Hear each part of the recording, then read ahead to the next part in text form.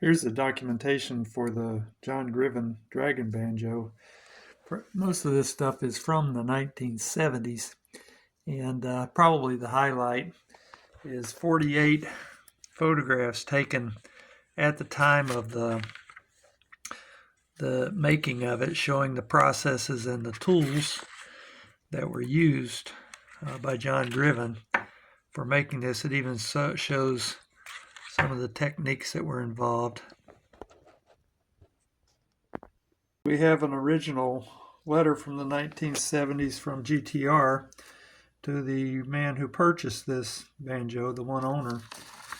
And inside, apparently they sent him the tracings for the peg head cutout and the original design for the inlays. And then specifically when the inlays were laid out and detailed, they were done on tracing paper for transfer onto the materials. So all those are original tracings that go with the banjo. So he must have asked for the any kind of stuff that they could send him at that time. Next we have a certificate describing the banjo and documenting that it was handcrafted by John Greven. And it's interesting, they give a price point of $3,500 at that time in 1974. That's a long time ago, so we've had inflation. But it's interesting, the man who certified it was John himself. Here's a bigger, more complete catalog on clay paper. Again, with a lot of artwork in it and a lot of calligraphy about why you should have a handmade instrument from a master luthier, and giving the dimensions and so forth for their popular models. Now, they made a lot of custom models as well, but you could use these as a starting point. And they did specify that it had a warranty as long as John Greven's lifespan allowed him to work. So I thought that was interesting. A third catalog also focused on guitars, which represented the body of his work. That makes the banjo even more special because he took that on as a very special opportunity. Here's the prices of his guitars back in 1979. That's interesting. This is a 4 or 8 page fold-out. Some kind of marketing material for describing the Greven Guitar Company.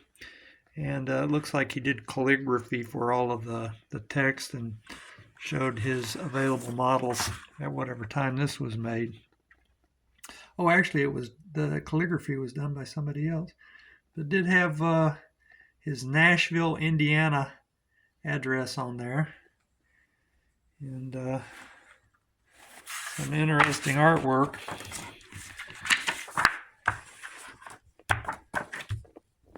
There's also one page of color photographs. Looks like somebody probably put these in some kind of an arrangement on a scanner, but the quality of the photographs are near perfect, so they look like original photographs to me. Shows what John's shop or the GTR shop looked like back in the day during the time frame that this banjo was made. Apparently there was another instrument that John made that became pretty famous, which was this Hare Krishna resonator guitar, and for whatever reason there's a copy of those photographs in here as well. And lastly, we have 2 magazines, both of which feature John Greven's inlay work. This one is the August 1974 edition of Picking magazine. The article is written by Roger Siminoff with photographs from John Greven, and it actually has the Dragon Banjo inlay work as an example of preeminent inlay work. And it's several pages long. quite a few pictures.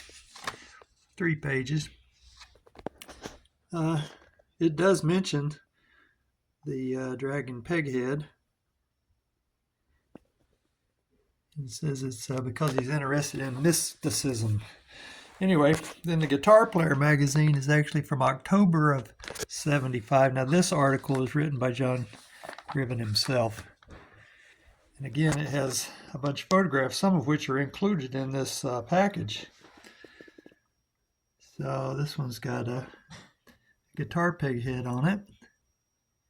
And at this time in 1975, he was 29 years old.